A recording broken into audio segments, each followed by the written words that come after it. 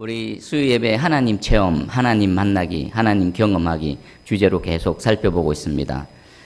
그동안 순서 어찌됐는지 기억나십니까? 하나님의 밀당이었고 그 다음에 예배에 관해서 오늘은 새로운 주제입니다. 성찬에 관해서 한번 살펴보겠습니다. 성찬 가운데서 우리가 하나님을 체험할 수가 있습니다. 성찬 안에 놀라운 영적인 그 은혜들이 담겨져 있습니다. 오늘 말씀을 살펴볼 때에 우리가 주기적으로 또 해마다 이렇게 때마다 성찬식을 하고 있는데 나는 과연 성찬식의 의미를 알고 예수께서 우리에게 이렇게 제정해 주신 그 성찬의 참 깊은 그 은혜를 누리고 있는가 한번 살펴보시고 오늘 이 시간 성찬에 담겨져 있는 그 하나님의 놀라운 은혜를 깨달아 알고 매 성찬식 때마다 그 성찬에 담겨져 있는 하나님의 은혜 그리고 또 그 은혜 받은 자가 또 삶 가운데 하나님을 체험하는 그런 주인공 되기를 축복합니다. 여러분 성찬이 뭡니까? 한자적으로 성은 거룩할 성, 찬은 먹을 찬, 거룩한 식사입니다. 거룩한 식사. 그럼 거룩한 식사는 뭘까요? 거룩한 식사.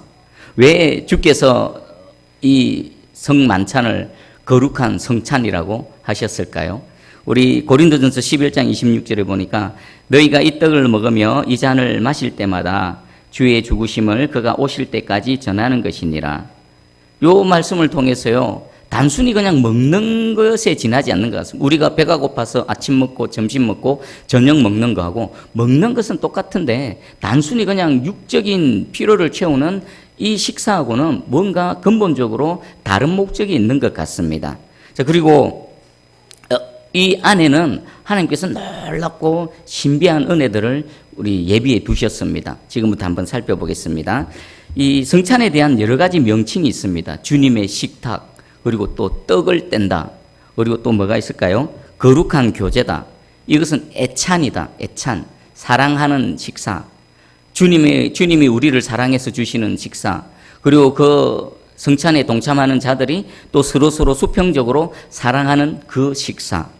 그리고 또 유카리스트라는 명칭으로도 써 있는데요. 이것은 축사하셨다. 예수께서 그 나누는 음식에 축복을 내려주셨다. 이 헬라어의 그 유카리스테오라는 이 이름을 따서 유카리스트라고 다양한 명칭으로 이렇게 불려집니다. 그 각각의 명칭을 곰곰이 생각해 보면 성찬 안에 담겨져 있는 그 의미와 뜻을 알 수가 있습니다. 자, 그런데 우리가 한 가지 놓치는 게 있습니다. 성찬은요, 언약입니다. 성찬은 언약입니다. 하나님과 맺는 언약입니다. 우리 11장 25절을 한번 읽어볼까요? 25절. 자, 시작. 식후에 또한 그와 같이 잔을 가지시고 이르시되 이 잔은 내 피로 세운 새 언약이니 이것을 행하여 마실 때마다 나를 기념하라 하셨으니 아멘. 이 성찬식은 예수님이 뭐라고 말씀하십니까? 새 언약이다. 새 언약. 그러면 새 언약이 있으면 이전에 어떤 언약이 있습니까? 구언약, 옛 언약이 있겠죠. 자, 먼저 그러면 새 것과 옛 것을 살펴보기 전에 언약이 뭡니까? 언약. 약속이지요. 맹세지요. 그리고 언약을 맺으려면 쌍방이 있어야 됩니다. 누구와 누가 맺는 겁니까? 하나님과 또 그 하나님의 백성들 사이에 맺는 언약입니다. 무엇으로요? 내 피로. 누구 피입니까? 예수 그리스도의 피입니다. 십자가에서 흘리신 보혈의 공로. 그 피를 의지해서 지금 언약을 맺고 있습니다. 자, 그러면 언약의 내용도 있겠죠. 언약의 내용에는요, 책임이 있고 권리가 있습니다. 그 언약을 잘 지켰을 때에 당연히 누리는 권리가 있겠죠. 그리고 언약을 어겼을 때는 우리가 어떻게 됩니까? 그에 따르는 책임이 있습니다. 배상이 있습니다. 우리 이 언약에도요, 분명하게 언약인 만큼 그 언약을 지켰을 때에 누리는 권리와 언약을 어겼을 때에 상응하는 그 배상과 책임이 반드시 따른다는 사실을 분명히 기억하시기 바랍니다. 우리 창세기 15장 17절입니다. 해가 져서 어두울 때에 연기 나는 화로가 보이며 타는 횃불이 쪼갠 고기 사이로 지나더라. 이 장면은 횃불 언약입니다. 하나님께서 아브라함 찾아가셔서 내가 너의 도움이고 내가 너의 방패다. 아브라함 투들거리죠. 하나님 내게 뭐 해주셨습니까? 그리고 손을 잡고 나가서 하늘의 별을 보라. 내가 너의 네 몸을 통해서 네 후손들이 저 수많은 하늘의 별보다 더 많게 해줄 것이다. 아멘 하고 믿었습니다. 그러자 하나님께서는요, 언약을 맺으십니다. 재물을 준비해라. 쪼갠 재물 사이로. 하나님께서 여기 횃불이, 타는 횃불이 쪼갠 고기 사이로 지나더라. 이 타는 횃불은 누굴까요? 하나님이십니다. 그럼 왜 하나님께서는 쪼갠 이 갈라놓은 재물 사이로 지나가셨을까요? 만약에 언약을 어기면 내가 목숨을 걸겠다는 겁니다. 이것은 하나님만 목숨을 걸까요? 언약 당사자인 아브라함도 목숨을 걸어야 되는 겁니다. 그 당시에는요, 언약을 맺을 때 짐승을 잡습니다. 그리고 갈라놓습니다. 그리고 언약 당사자가 손을 잡고 그 잡은 짐승 사이로 지나갑니다. 그건 무엇을 뜻하느냐? 우리는 목숨을 걸고 언약을 맺었다. 만약 누구라도 언약을 어기게 되면 이 짐승처럼 반드시 죽임을 당할 것이다. 내가 언약을 위해서 목숨을 걸겠습니다라는 겁니다. 그 하나님께서 아브라함을 통해서 말씀하셨고 그 하나님의 말씀을 믿은 아브라함에게 하나님께서는 언약을 맺으셨습니다. 하나님 목숨을 거시고 아브라함의 목숨을 걸고 언약을 맺으셨습니다. 우리도 마찬가지입니다. 누구 피로 맺었다고요?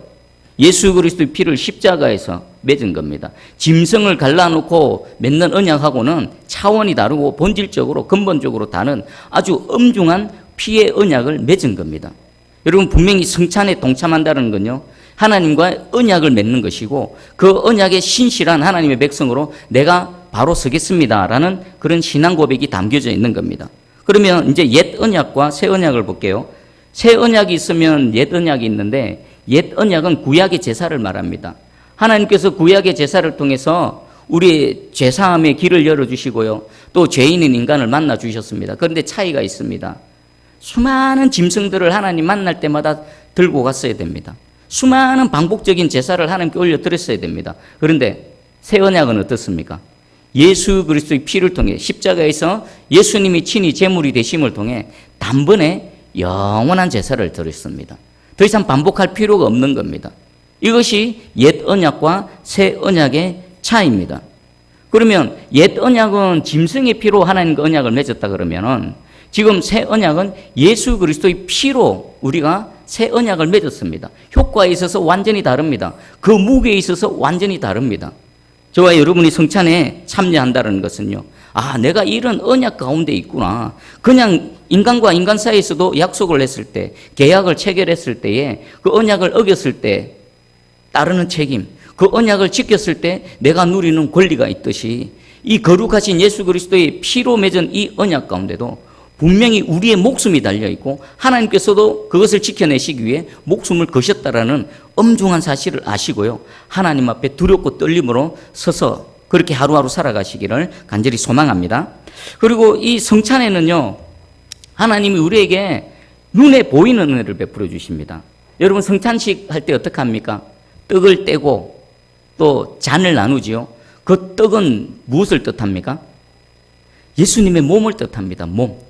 내 살을 먹으라. 그리고 잔은요, 예수님의 피를 의미합니다. 내 피를 마시라.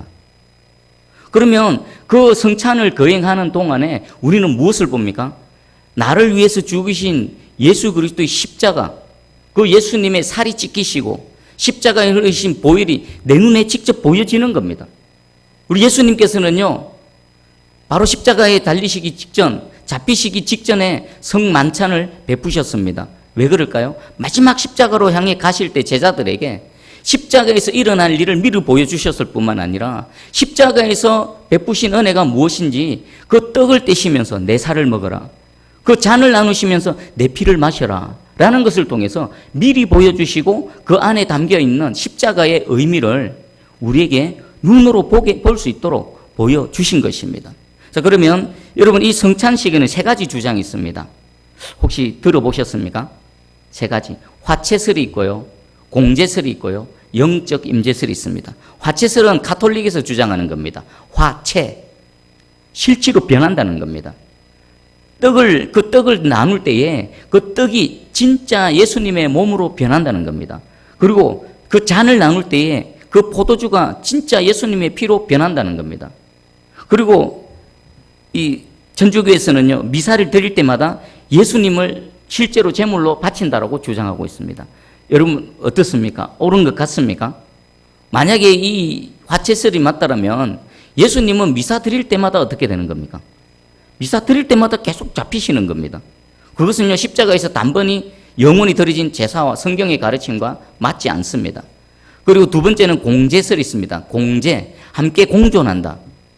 이것은 루터파 그리고 동방정교에서 주장하는 내용인데, 이것은 화채설하고는 다르긴 한데 어떻게 보면 근본적으로는 비슷한 것 같습니다.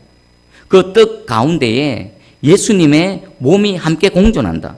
그 포도주 가운데에 예수님의 피가 함께 공존한다라고 말합니다. 그리고 그들이 왜 그렇게 주장하냐면은 떡을 나누고 떡을 떼고 잔을 나눌 때에 그 안에 실제적인 예수님의 몸과 실제적인 예수님의 피가 없으면 죄사하는 효력이 없다라는 그 생각 때문에 그런 주장을 하는 겁니다. 이것도 맞지가 않습니다. 그리고 세 번째가 영적 임재설인데, 이 주장은 종교개혁자 칼빈 그리고 우리가 지금 믿고 있는 그런 주장입니다. 영적 임재설. 비록 예수님이 몸으로 피로서 함께 하시지 않으시지만 예수님이 무엇으로 함께 하신다고요? 영으로 함께 하는, 영으로 임재하셔서 우리를 성령으로 우리를 하나님의 자녀 삼아 주신 것처럼, 성령으로 우리를 죽은 자 가운데 살려 주신 것처럼, 우리가 떡을 떼고 잔을 나눌 때에 주께서 성령으로 진짜 영적인 임재 가운데 우리와 함께 하신다라는 것입니다. 우리가 믿는 바는요, 그 성령을 통해 실제적인 영적인 임재, 이 영적 임재설로 우리는 성만찬을 진행하고 있습니다. 자, 그러면 참여하는 방법은 어떻게 해야 될까요? 세 가지가 있습니다.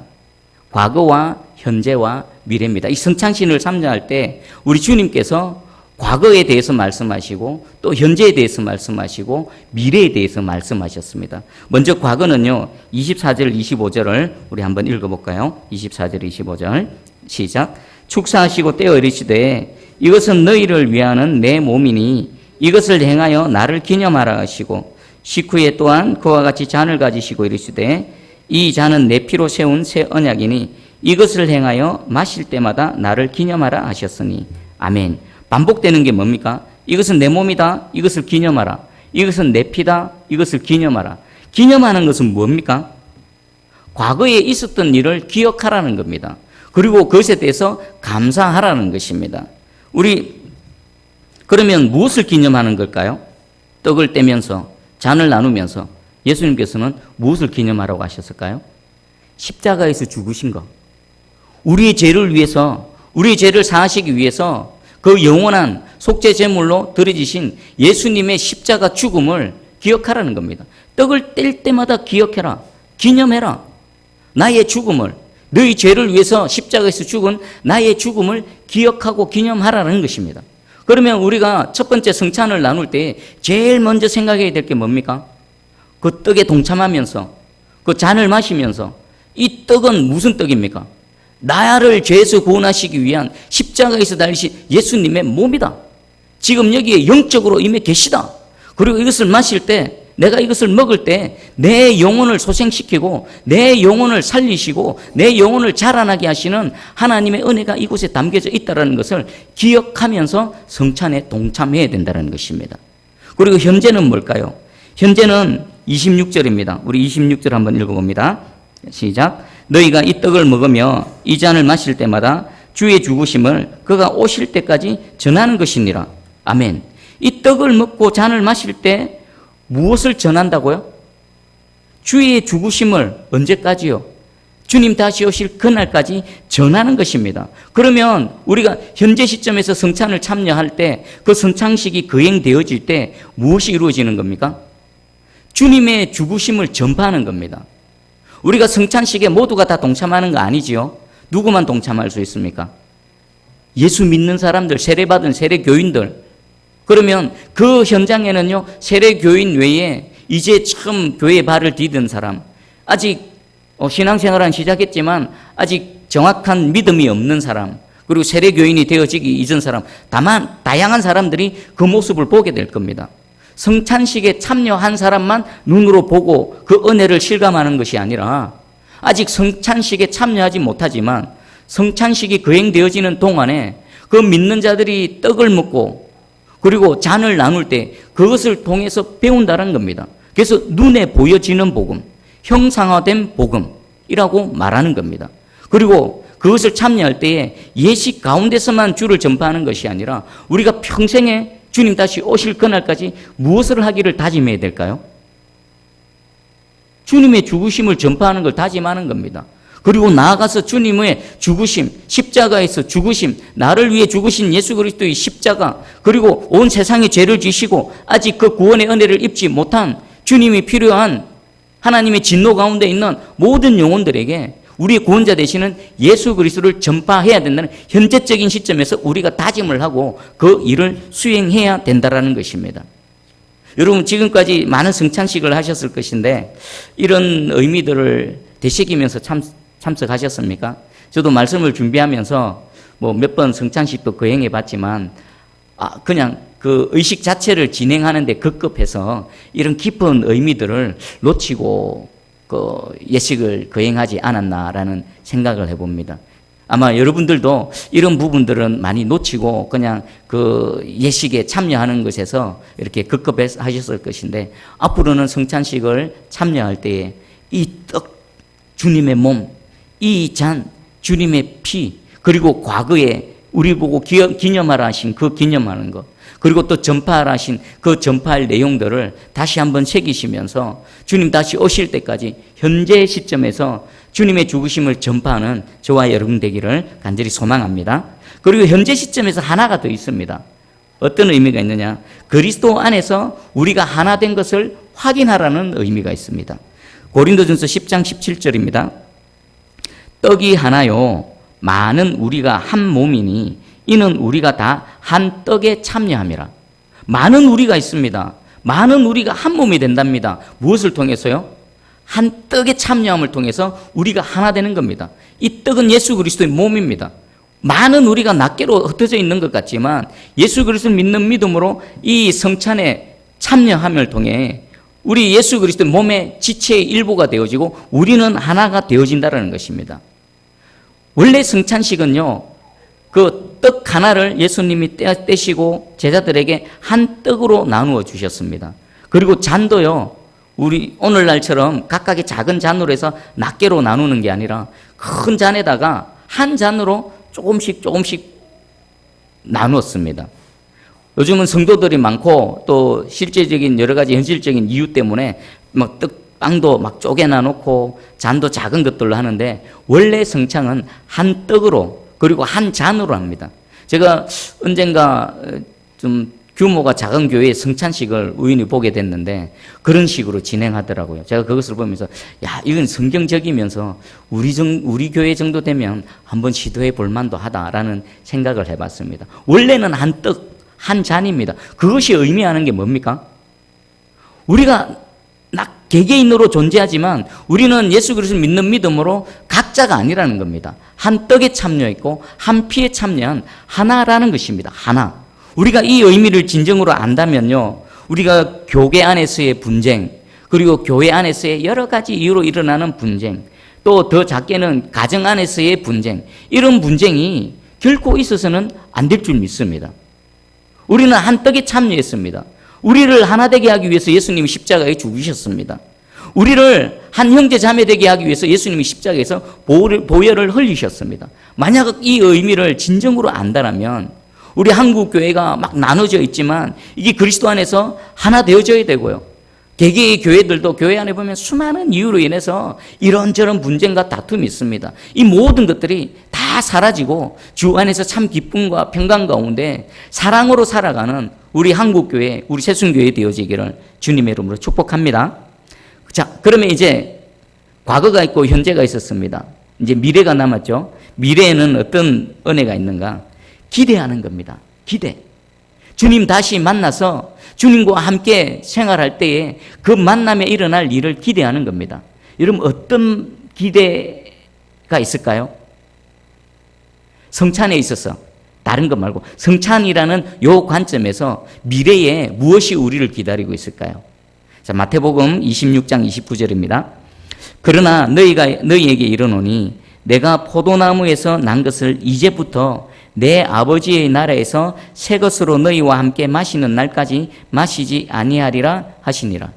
아멘. 성찬식을 마지막 마치면서 예수님 하신 말씀입니다. 내가 지금부터 잠시 후면 이제 감난산에 가서 잡혀갈 건데 이제 이 잔이 내 육신으로 이 땅에 존재할 때 내 마지막 잔이다. 내가 다시 너희를 만나서 아버지 나라에서 진정한 새 것으로 너희와 먹기 전까지는 내가 다시는 마시지 않겠다. 예수님은 이 말씀을 지키시기 위해 십자가에 달리셨을 때 그렇게 목마를 때 로마 군병이 신포도주를 찍어 주었을 때 예수님 거절하셨습니다. 왜요? 내가 이 땅에서 육신으로 마실 잔은 다 마셨다. 이제 남은 것은 아버지 나라에서 새 것으로 마시는 것만 남았다. 이것은 무엇을 뜻할까요? 우리에게 지금 뭔가가 준비되어지고 있다는 겁니다. 주님 다시 오셔서 우리가 주님 품에 안기고 아버지의 나라에 들어가면 지금은 우리가 상징으로 비유로 은혜로 마시지만요. 그날에는 무엇을 마십니까? 진짜 참것을 마실 그날이 있다라는 것입니다. 여러분 성찬에 참여할 때에 미래에 우리에게 이미 준비되어지고 있고 우리를 위해서 예비된 이 은혜를 바라보시면서 감사함으로 감격으로 성찬에 참석하시기를 주님의 이름으로 축복합니다. 얼마나 놀라운 은혜입니까? 과거에 예수께서 우리를 위해 죽으신 그 주님의 죽으심을 기념하면서 그리고 현재에 또 전파하면서 그리고 그것을 통해 우리를 그리스도 안에서 하나 되게 하신 하나님의 은혜를 생각하면서 그리고 나아가서 주님 다시 오실 그날에 우리에게 준비되어져 있는 이 천국 잔치를 바라보며 감사함으로 기쁨으로 성찬에 동참하시기를 축복합니다. 자, 그러면 이 성찬을 할 때에 우리로부터 또 준비되어지는 게 있어야 됩니다. 하나님은 이런 은혜를 다 예비해 놓으셨습니다. 그럼 성찬에 참여하는 우리는 어떤 준비를 해야 될까요? 두 가지가 있습니다. 하나는 믿음입니다. 믿음. 조금 전에도 말씀드렸지만 성찬식에는 아무나 참석 못하죠. 예수 그리스도를 믿는 사람. 우리는 예수 그리스도를 믿는지 안 믿는지 정확하게 모르니까 우리는 어쩔 수 없이 세례교인으로 한정을 합니다. 세례교인, 또 유아 세례를 받고 입교한 교인들을 향해서 제한을 둡니다. 그것은 왜 그럴까요? 진짜 예수 그리스도를 믿는 사람만이 성찬에 그 예수님의 몸 대신 떡과 예수님의 피, 잔에 동참할 자격이 있다라는 것입니다. 우리가 그러면 성찬을 참여할 때마다 무엇을 돌아봐야 될까요? 예수 그리스도를 향한 내 믿음을 점검해 보는 겁니다. 그 십자가 은혜 안에 내가 진정 믿음으로 서 있는가? 그리고 그 크신 사랑과 놀라우신 은혜 앞에 내가 감격하며 감사하며 내가 매일 주의 것으로 주님을 위해서 살아가고 있는가 없는가? 내 믿음을 점검해 봐야 되는 겁니다. 그저 막 급하게 그냥 떡 먹고 급하게 잔 마시고 지나갈 것이 아니라 먼저 내가 이 잔과 이 떡에 참여할 만한 합당한 믿음의 소유자인가? 그리고 또 믿음을 한 번 더 결단하는 그런 시간이 되어질 줄 믿습니다. 그리고 두 번째가 있습니다. 우리가 놓치는 부분인데 저도 좀 회개해야 된다는 건데 성경에서 이렇게까지 말씀하는 줄은 이번에 처음 알았습니다. 회개해야 됩니다. 우리 고린도전서 11장 27절에서 32절을 길지만 한 번 더 읽어보겠습니다. 27절에서 32절까지 시작. 그러므로 누구든지 주의 떡이나 잔을 합당하지 않게 먹고 마시는 자는 주의 몸과 피에 대하여 죄를 짓는 것이니라. 사람이 자기를 살피고 그 후에야 이 떡을 먹고 이 잔을 마실지니 주의 몸을 구별하지 못하고 먹고 마시는 자는 자기의 죄를 먹고 마시는 것이니라. 그러므로 너희 중에 약한 자와 병든 자가 많고 잠자는 자도 적지 아니하니 우리가 우리를 살폈으면 판단을 받지 아니하려니와 우리가 판단을 받는 것은 주께 징계를 받는 것이니 이는 우리로 세상과 함께 정죄함을 받지 않게 하려 하심이라. 아멘. 우리 성찬을 진행할 때 제가 성경 구절로 멘트를 날리죠. 성경 구절을 읽으면서 여러분들이 떡을 떼고 또 잔을 마실 때에 성경을 말씀을 이렇게 읽어드립니다. 그 중에 우리가 읽는 내용입니다. 합당하지 않은 자는 참여하지 마십시오. 그리고 또 그럼에도 불구하고 주님께 진실한 마음으로 회개하고 믿음으로 동참하셔도 됩니다. 라고 합니다. 자, 그러면 성찬에 참여할 때에 하나님께서는요, 합당한 자를 나누시기 원하십니다. 그 죄 가운데 있으면서도, 죄 중에 있으면서도 회개치 않고 그 성찬에 참여한 데 대해서는요, 하나님께서 징계를 내리신다고 합니다. 어떤 징계를 내립니까? 보면은, 그러므로 너희 중에 약한 자와 병든 자가 많고 잠자는 자도 적지 아니하니. 왜 고린도 교회 안에 이런 일들이 일어납니까? 너희 중에 약한 자, 믿음이 약하든지 뭐 육신이 약하든지, 그리고 또 병든 자, 실제적으로 육신에 질병이 든 자가 있고, 또 잠자는 자는 뭐겠습니까? 죽는 겁니다. 죽는 거. 지금 바울은 어떤 관점에서 이 말씀을 하고 있습니까? 너희가 성찬을 참여하는데 성찬에 참여하기에 합당하지 않은 자가 무분별하게 성찬에 참여했을 때, 회개치 않고 주님의 몸, 주님의 피에 함부로 가까이 했을 때에, 그러므로 너희 중에 약한 자도 많고 병든 자도 많고 잠자는 자도 많다라는 겁니다. 이건 뭡니까? 합당하지 않은 상태로 감히 성찬에 접근하는 겁니다. 함부로 성찬을 먹고 마시는 겁니다. 거기에 대해서 하나님께서 징계를 하시는 겁니다.